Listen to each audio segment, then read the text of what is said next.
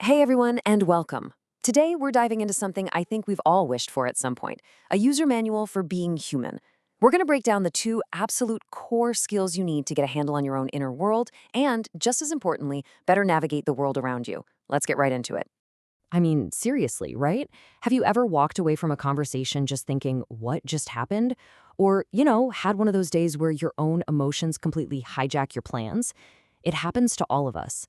But what if there was a way to decode those interactions and maybe get a little more control over your own reactions? Well, that's exactly what we're going to explore. All right, so where do we start? Well, the first part of this user manual is all about looking outward. It's about developing a skill called social awareness, which is honestly the foundation for how we connect with pretty much everyone in our lives. So what is social awareness really? Well, at its core, it's exactly what it says here, the ability to understand other people's perspectives and to empathize with them.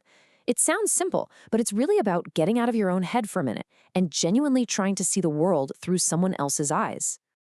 You've probably heard this phrase a million times, but it's just so perfect.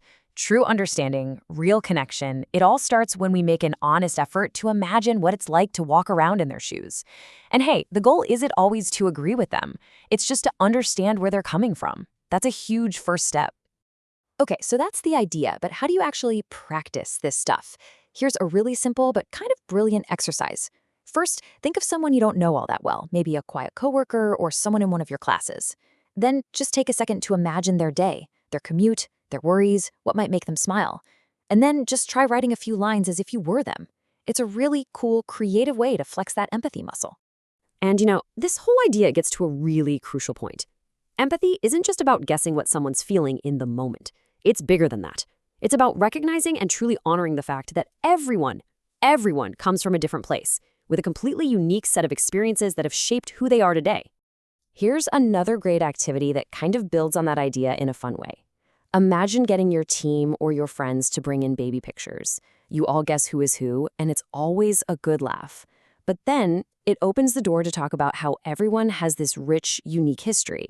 It's a lighthearted way to remind ourselves that we all bring something valuable and different to the table. So, if there's one golden rule to take away from this whole first section, it's this. It's so simple. Ask, don't assume.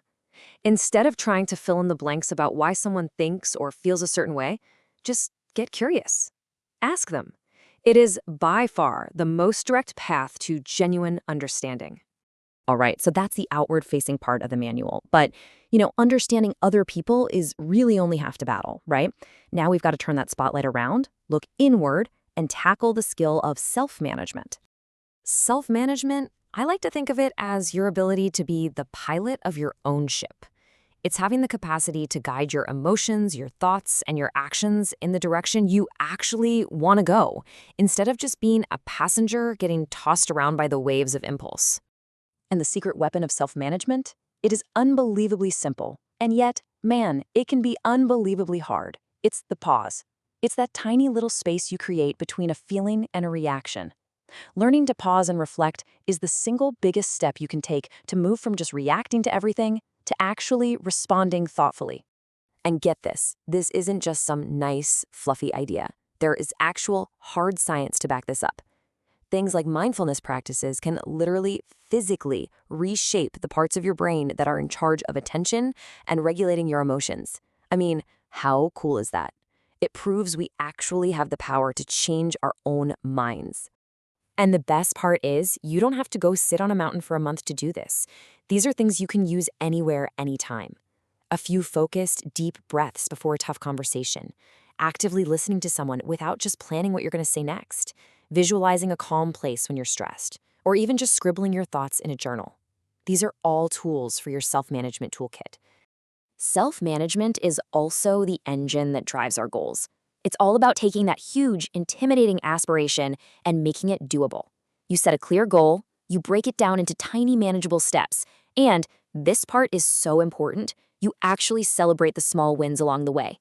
That's how you build real, lasting momentum. Okay, so we've looked outward with social awareness, and we've looked inward with self-management. But the real magic, the part where it all clicks, is when you see how these two skills are deeply, deeply connected. They actually create a powerful, positive feedback loop. Think about it like this. On one side of the coin, you've got social awareness, understanding people, feeling empathy, appreciating where they come from. And on the other side, you've got self-management, guiding your actions, managing your own feelings, and working toward your goals. They might seem separate, but they are absolutely two sides of the very same coin. And here's how they feed each other. When you get better at managing your own stress, your own impulses, you suddenly have more bandwidth to be truly present for other people. You can actually listen. And then, when you get better at understanding others, you get this incredible insight that helps you manage your own responses more effectively. See? It's a powerful upward cycle. Okay, I know that was a lot. So the big question is, where on earth do you even begin with all this? Well, the final part of our user manual is super simple. It's just about taking that very first step. Look, the key is not to try and master everything overnight. Just focus on one thing, one small action. Today, just take one deep, mindful breath when you feel stressed. Or, in just one conversation, make a real effort to understand the other person's perspective before you jump in. That's it, just one small thing.